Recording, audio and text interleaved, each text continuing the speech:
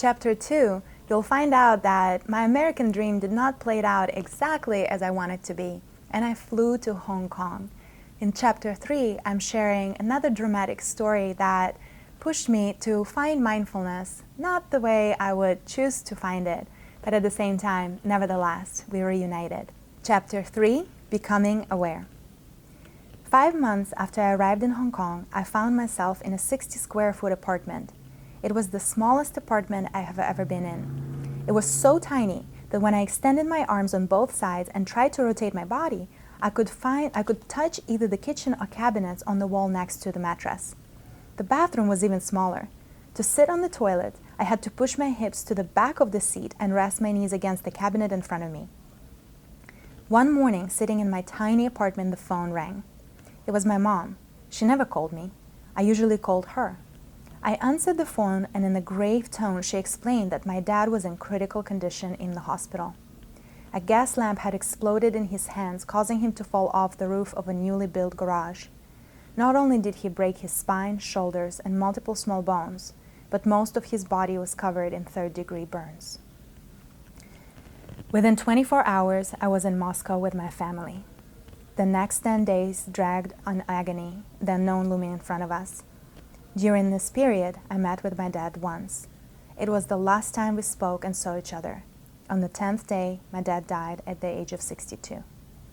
My father's death became an unimaginable rock bottom. We had connection beyond words, which was my secret weapon in life. I did not get a chance to tell him, but my dad gave me the strength to move to the United States by myself at a young age. His presence fueled my inspirations to study with honors while building a new life in a foreign country, because of the hopes that one day we would all go and live there together. I persevered through challenges that otherwise would make no sense to endure. I always kept in mind that if something terribly went wrong, I could go back to my family in Russia, and now my life was half empty and filled with pain. I found myself completely numb, capable of only crying, followed by restless sleep. All I could think about was that he was gone, leaving a grander void in an already weakened heart. Eventually, I returned to my tiny apartment in Hong Kong.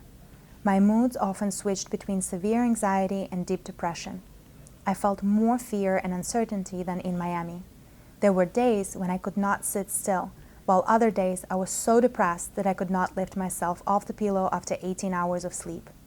Suicide crossed my mind often. Despite reaching this low point, I found a new experience of mindfulness. Mindfulness, as defined by Jon Kabat-Zinn, who is the first to bring it to medical and scientific research, is the ability to cultivate and sustain awareness that arises through paying attention on purpose, in the present moment, not judgmentally, in the service of self-understanding and wisdom. Then I go on explaining what was the difference between the classic mindfulness approach and the mindfulness that I have found, and how I wish that less people will opt out to what I have experienced. I hope that you'll find this chapter awakening and bringing you awareness that there is different types of mindfulness out there. Next to the chapter 4, and I'm looking forward to sharing with you my stories.